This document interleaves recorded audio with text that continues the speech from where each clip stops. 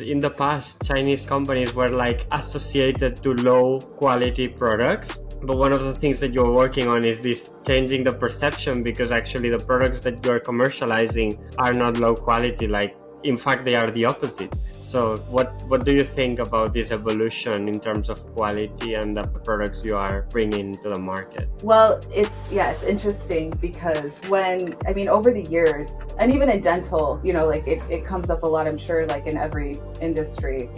I had heard about UP3D before I worked for them, and I heard that they had a great product. They just had a really good reputation. And the dental industry is small, and when somebody's product isn't good, you generally find out. So I work for UP3D Technology. We're a CAD/CAM manufacturing company based out of Shenzhen in China. And so for dental, that really means we manufacture the complete workflow. So starting with scanning the teeth into a digital rendering, to design software, to CAM software, to the milling machines. And that's probably our biggest product, is the actual milling machines. How do you see, one of the things that people talk a lot about these days is tariffs, no? Like Donald Trump is now the new president, and kind of the threat is China now, and there's like this big challenge of tariffs that will drive the cost up, and we know that cost is one of the important things for dentists because they need to pay that themselves. So what's your take on this? So I actually think it's kind of a good opportunity for China in general too, and that's not good, obviously, but you have to find the good in the bad, especially when you have zero control over it, right? But finding a way to create more value for our products. In the past, the dental space used to be more lab driven. Companies like you used to sell more to labs, and then these labs then sell to the clinic. So then it was like a B2B2C. Now this has shifted. So can you explain a little bit about that, and also how this impacts, in terms of the opportunity that you told me that it's a big opportunity? Yeah, so it has, labs are still a very important customer for us, but when it comes to CAD CAM, you can't discount the selling directly to dentists, to clinical. And the reason is that there's been a shift with how dentists and labs work together. I think the future is really bright for digital dentistry. I mean, if you look at the projections, it's supposed to be just going up and up and up over the next few years. Like I mentioned, there's a lot of younger dentists in the field that are going to be buying. There's a lot of different innovation in dentistry that's going to make it so that, we have machines to sell always. I think that the pricing on equipment is kind of come to a certain, I think right now it's a little bit in flux, and especially Chinese equipment, it's going to come to a place where it's a little bit more like, this is what the value is, this is what we're selling it for, this is the expectation. All right, so thank you so much, Holly, for being here with us. Holly is an expert in all the dentist space, and she's now working in a Chinese company that is expanding into the US. She's not only an expert in the dentist space, but she's an expert in expanding companies, especially in that space in the US, which is what this company is trying to do right now. And there's going to be more companies that will do that, and especially Chinese manufacturers, because the country is developing a lot and the US is still the largest market for that. So today will be a great opportunity to get to know Holly's insights on how to do that, and how is she managing with that company. Thank you so much. Thanks for having me. Yeah. So, well, the first question would be, can you do a little bit of an introduction of the company you're working for, and also yourself as well? What are you doing there? Okay. So I work for UP3D Technology. We're a CAD/CAM manufacturing company based out of Shenzhen in China. And so for dental, that really means we manufacture the complete workflow. So starting with scanning the teeth into a digital rendering, to design software, to CAM software, to the milling machines. And that's probably our biggest product, is the actual milling machines. Mm-hmm. So we have a complete workflow for dental labs and dentists. And the company has been in the US for only, I want to say, about 5 years. We're global. We sell a lot all over the world, but the US market is pretty young. And right now I'm the general manager for the US, and kind of helping them lay more of a foundation and getting ready for, just a higher amount of sales and making sure that we can handle all those sales. And my background is I've been in dentistry my entire professional life. I've started off as a dental assistant, and I actually used back, I'll age myself, but it was a long time ago. Like 20 years ago, I used one of the first CAD CAM systems that they made for dentists. And I really took to it. And it's kind of what I've done with my career is, I went into sales for CAD CAM and marketing and then managing a company. And so now I've still been in the CAD CAM realm and I'm with UP3D now. Wow, lots of experience in that. And is it the first Chinese company that you work in that space? Yes. Yes. Yeah. So one of the questions that I had is in the past, Chinese companies were like associated to low quality products. But one of the things that you're working on is this changing the perception because actually the products that you're commercializing are not low quality. Like, in fact, they are the opposite. So what do you think about this evolution in terms of quality and the products you are bringing to the market? Well, it's interesting because over the years, and even in dental, like it comes up a lot, I'm sure, like in every industry. I had heard about UP3D before I worked for them, and I heard that they had a great product. They just had a really good reputation. And the dental industry is small, and when somebody's product isn't good, you generally find out. But what I didn't know was until I started working with them is that, when it comes to milling machines, we'll just kind of hone in on that. But when it comes to milling machines, your really expensive parts that, like it would be like your car engine, where if it broke, you're kind of just getting rid of it instead of paying a ton of money to fix it. Those parts, we call them spindles, which what I'm comparing to the engine. We actually source those from the same manufacturers that our competitors do. So a lot of the milling companies that you see, the German mills, we're all using a German spindle company. So some of those big products, but then you'll see a lot of the, our competition, they're using the same products that we use that we get from China for their mills. So when it comes to the pieces, it's almost a lot of them are the same. And so that's first, very interesting. But one thing with UP3D is they see what our competition is doing and they work to make it better. They see the longevity, they test the longevity, we hear about it in the market, and they find the ways to make it last longer. So in essence, there might be a perception about Chinese products, but I don't think that we're the only Chinese companies that is actually probably outperforming when it comes to our products. Wow. What's the current position that you have in the US right now? I imagine market leaders you are not still because 5 years would be really to have in my mind a little bit where are you in that space? Well, it's hard to say. I would say we were listed on I think it's Forbes that runs the market analyses so we were listed as one of the milling companies that they did a lot of research on. So I think that says something. That just happened actually. And I've been with the company over the last year now, and we've seen a lot of growth. We are probably, in the lower percentage as far as adoptees in the US, but we're growing at a really rapid rate at this point. And we saw a 50% growth last year. And this year, we're projecting around a 200% growth. Wow. Okay. And when a company, you've mentioned that your strongest product was mills. When a customer kind of buys one product for you, from you, do they tend to give you all the products that they have in their clinic, or do they tend to diversify? Like, do you sell on this partnership piece that we are here to support you in everything that we offer, and you tend to sell kind of everything?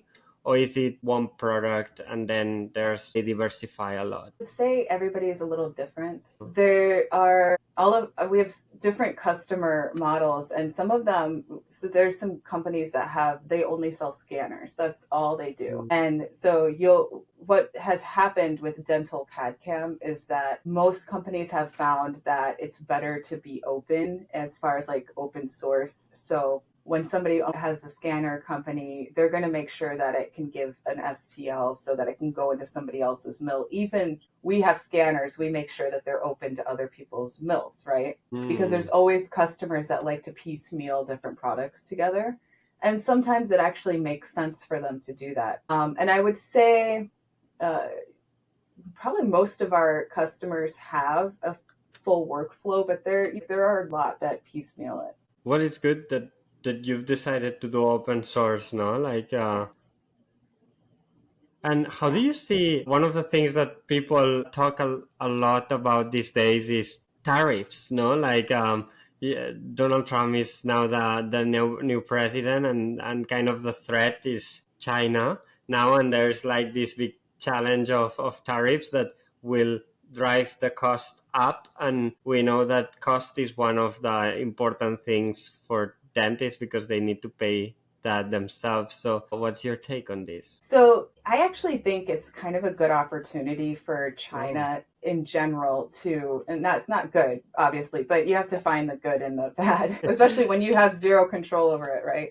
But finding a way to create more value for our products. Right now, our mills are at a very they're very affordable, and we want them to be affordable. We want to make CAD CAM affordable to every business in the United States. But with the value of our product, if we need to like raise prices a little bit, I don't think it's going to hurt our market. Not to say that's a plan at all, but first of all, I don't think it would hurt. I think that the undervaluing is what sometimes hurts, and you get that from distributors that sell your product. So in the US, we can't tell people what to charge their customers for our product, right? So Mm. it kind of forces them to not undervalue it if we kind of compensate for the pricing. And I think that's okay. It also, for Chinese companies in general looking to get into the US market, I do some consulting on the side and I help them, kind of what's the go to market plan. And for us,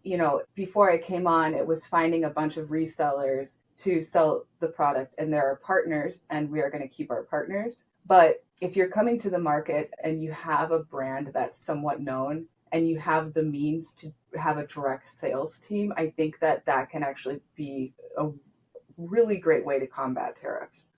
So Mm. we've actually done a hybrid model recently where we sell direct, but it's something you have to be very careful with and professional with, and the team has to be, is doing a hybrid direct and selling through your sales channels. So that helps you bypass some of that extra profit that you're losing. And you've mentioned something really interesting. What are the disadvantages that you would see in having all a distributor sales force instead of having direct? Well, first of all, some of them will undervalue the product, especially Mm. if, and you'll see with Chinese companies, they tend to get a higher margin than you would for, say, a German company. And I see this a lot because I talk in the industry and you hear what people's margins are. And if you have a high margin, you're more apt to sell lower, to undervalue like what the MSRP should be. It can be a bit of a problem.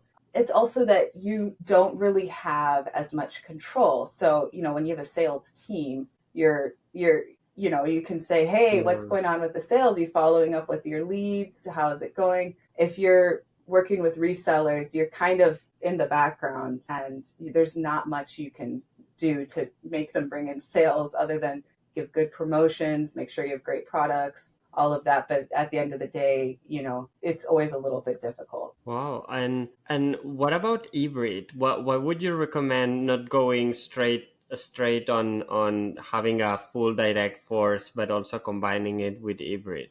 What are the advantages of that? Well, you get a lot more profit. You have a lot of Mhm. control with what you're valuing your product at. And but it only really works if you have the means to, have a good sales team and you have a good sales manager that can, lead the team. Mm. So yeah, and also the reason you have partners is to get your name out there. So if your name isn't out there, you Yeah. kind of need those partners to push Yeah. it for you.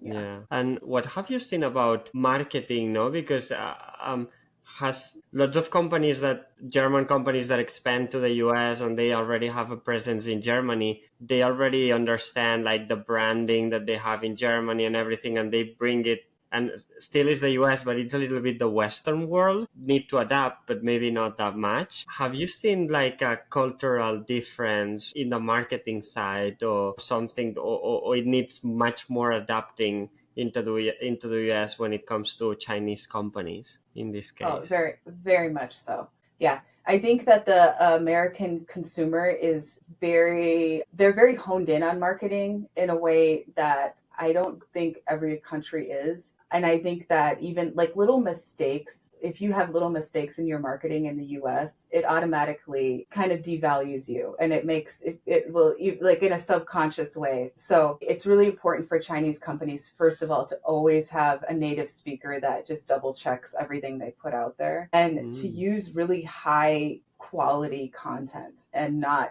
when it comes to pictures, if you have a picture of a mill, these little simple things that we take for granted can be detrimental to a business. And so you're like, just a picture of a mill, it has to be high quality, otherwise you look like you're not high quality to the US market. So Mm. there's a lot of things that, and I wouldn't say it's just Chinese. I see it in the US a lot too. I kind of Wow. sometimes I look at marketing and I'm like, it's some very simple things that are making you lose business. Just, quality of a picture, having a typo, just Mm. little things like that. Wow. Yeah, and there's lots of so you think that the US market is a little consumer is a little bit more strict, maybe because it's like the main country in terms of market, so there's more competition here. So then the US consumer kind of looks at these things in more detail because they are used to receiving more promotion, maybe. Yeah, yeah, definitely. Another interesting thing that I discovered and learned with you the other day is that there has been a shift in the market. No, that in the past the dental space used to be more lab driven. Companies like you used to sell more to labs, and then these labs then sell to the clinic. So then it was like a B2B2C. Now this has shifted. So can you explain a little bit about that, and also how this impacts, no, in terms of the opportunity that you told me that it's a big opportunity. Yeah. So it has, labs are still a very important customer for us, but when it comes to CAD CAM, you can't discount the selling directly to dentists, to clinical. And the reason is that there's been a shift with how dentists and labs work together. There's still a relationship in most cases where a dentist will send work to a lab and the lab will make it and send it back. But what we've seen over the last few years is that a lot of dentists are actually hiring a lab technician to work in their office with them, and they buy them the equipment. And they create this really symbiotic relationship that even, dental labs, lab techs, when you go on the forums, there a lot of them, if you have a small lab, it's very difficult to make money in that business. So a lot of them are looking for those jobs to work with dentists. And a lot of times the dentists will even let them, have their own clients on the side when they're done working on theirs. I think some of the shift comes from the invention, I guess, or, like what's becoming really popular in dental is all on X cases. And these are permanent dentures. 10 years ago, people weren't really getting permanent dentures. And this has created a revenue that dentists never had, Mm. where you have the boomers are kind of, there's a lot of boomers in the US. Mhm. And back in the day, they would go buy a, like, in our pricing today, probably like $1,000 denture, and when they had to get their teeth pulled. Now they're buying $20,000, both are so $40,000 permanent dentures from the dentist. That, such a great invention. But it also gives so much more revenue to the dentist, and they require training to do it. And a lot of them are kind of on this upper echelon of dentists that are really successful because of them. And those dentists will probably most of the time will have a dental lab tech making those restorations in office. And is this a market that is starting right now, or is this a market that has kind of started, like most of the dentists in the US have this kind of technologies, or right now the wave that is starting? No. So I would say on the bell curve of adoption that we're probably with the early or late majority, kind of in between there. So at the top of the curve and maybe going down towards the laggards when it Mm. comes to dentists. When it comes to dental labs, if dental labs don't have CAD CAM technology and they're doing all analog, they're in the laggards phase. Oh. So meaning that they just are the last ones to adopt the technology. There's only a few of them, right? Hmm. Dentists, most dentists will have an intraoral scanner, so they're not doing the, like mouthful of goop that most people remember. Most of the dentists we're probably at the laggards phase with that. But when it comes to milling machines, we're at the probably, I would say, early, late majority. And that means that most of them don't have it. And so Hmm. there's definitely a lot of opportunity there. Yeah, so then it feels like you have the opportunity not only to show the product, but your job goes a little bit beyond, no? It's also an education that you are doing to these dental practices and members of the staff on how to use your technology for the first time, no? So you are kind of opening a market for them too. Yeah. Well, and also, when it comes to, so if a dentist doesn't have a dental lab tech to run the machine, especially for very complicated cases like all on X, there's still probably, they need to send that out. But there are like these, basic crowns and bridges that we make a machine that is very intuitive and easy to use. And that's all it does is those kind of basic things. And when they do the higher, the more complicated things, they're going to send them out to a lab. So there's also that kind of understanding in our market right now. Because dentists have been buying just, Sorona would be the first company to start selling these to dentists. And it's really just, very easy way to mill a crown out really quickly. So and us and our competition have developed machines that we gear towards dentists that a dental assistant could use. And yes, not to continue on, but the education part of that is extremely important. We actually do all of the training and support here in the US. They come to us even though we sell through resellers. We control the training and the support aspect of everything. It's very important because people end up getting really frustrated if they aren't trained correctly in how to use the product. But then there's also, when it comes to the late majority, they are a customer profile that needs a lot of hand holding. So I found, I was really lucky to be selling to the innovators who are just Hmm. like the early adopters, and they're kind of like the dental nerds. Like they are going to research everything and then they call you and they buy the product. There's not really they don't even need to see it in person. But when you get to Hmm. the late majority and the laggards, they actually sometimes want to be educated before they buy it. So you have to do education, In to advance. actually sell the product. Hmm. And that's like most of the customers now, I imagine, no? Because the innovators, you already have them.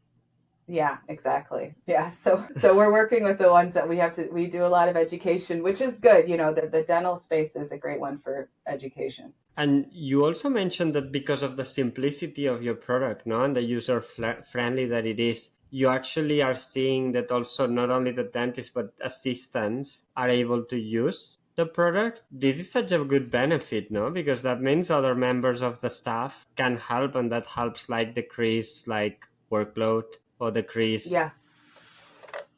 Yeah. So it's going to increase the workload and decrease it. um, I yeah, it's interesting though because coming from like a dental assistant background, I was a dental assistant when I was 18 years old, and this it kind of brought in a new skill. And when I talk to dentists who are looking to do this, I usually say to them, who in your office is going to adopt this and do a good job with it? And they always know. And sometimes it's not the dental assistant. We've one time we trained the guy that did their IT, and he's just like Yeah. really good at computers. So it's kind you kind of like, I always tell the dentist, like there's somebody in the office that's going to take this over, but the training's also really important because that person, you might have turnaround. You need to make sure that the manufacturer you buy from will offer you training for if you have a new assistant or something like that. So you always target like the most tech savvy person. Well, they always target like the most tech savvy person in the clinic, I guess. Yes. And what do you think as a future? do you see like the biggest challenges into expanding into the US market? No, because you are a company that are you have really good designs, really good margin. You're building a strong brand. People know your products right now. You have the innovators. That's great case study for the rest. And your portfolio is big. You're very strong on meals. You're also educating. So where is the challenge right now? Well, the challenge is, I mean, as always, there's constant innovation happening and Mm, keeping up with that. I think that and I think China in general, when you talk about Chinese companies, they're probably the best at keeping up with innovation because they make, mhm, in general, from what I've seen, I don't want to generalize, but mhm. they make decisions quickly. Yes. They have a large workforce. 45% of our employees are our R&D employees. Mm, So, when we ask for a change, and they listen to the US, that's the other thing that's really important, that you don't see a lot from other countries, especially like kind of leaders in technology. They don't really listen to what the US wants. And when it comes to China, they always are listening to the US. So we can say, hey, this is something people are doing, and right away I'm getting emails from the R&D team to like keep mm, up with it. But it's still difficult. Like, there's so much innovation constantly happening. So I would say that, there's a very strong competition in our market, and there's a lot of dental milling machines that are coming out. So keeping up with that is, it's always going to be a challenge. And then I would say, for Chinese companies in general, the probably one of the biggest, maybe it's not the biggest challenge, but it's a challenge, is just the structure of, the I always say the wise man builds his house on the rock, like the song, meaning that there's a good foundation when your systems and how you're communicating in the company. And it's tough when you have different softwares that they use in China and us. So like building those foundations so that customer mm. care is always taken care of, and all of the connecting all the systems between the countries is really important, and it's also a challenge sometimes. So kind of integrate everything so that the customer service can be the best as possible.